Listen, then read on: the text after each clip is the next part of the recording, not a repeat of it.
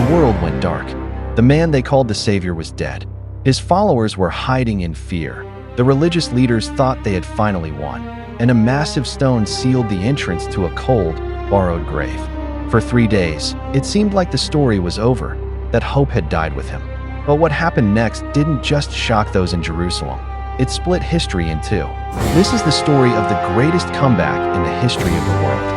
It started with a betrayal in a garden and ended on a hill called Golgotha. Jesus, a man who had healed the blind and preached love, was condemned to the most brutal form of execution known to man, the Roman cross. As he hung there, he wasn't just enduring physical pain. The Bible tells us he was carrying the weight of every wrong choice, every sin, and every broken piece of humanity.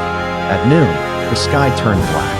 At 3 p.m., with a final cry of, "It is finished," Jesus gave up his spirit.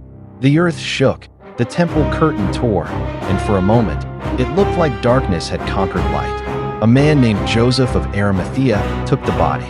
With the help of Nicodemus, they wrapped Jesus in linen and spices and placed him in a new tomb cut out of rock. A large stone was rolled in front of it, and Roman guards were stationed to ensure no one touched the body. Saturday was a day of absolute silence. It was a day of grief, confusion, and the feeling that God had forgotten his promises. Early Sunday morning, everything changed.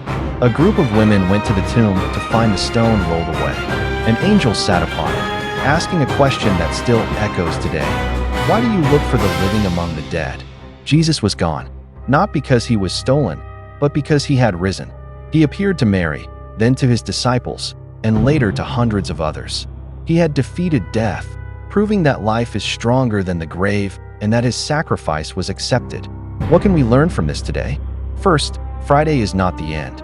You might be in a Friday or Saturday season, a time of pain or waiting. But this story proves that God is working even when things look silent. Sunday is coming. Second, sacrifice precedes glory. Jesus showed us that true love is measured by what you are willing to give up for others. Finally, nothing is impossible for God. If the grave couldn't hold him, no situation in your life is too dead for God to revive. The tomb is empty so that your life can be full. If you found hope in this story, hit the like button and subscribe to join our community. See you in the next video.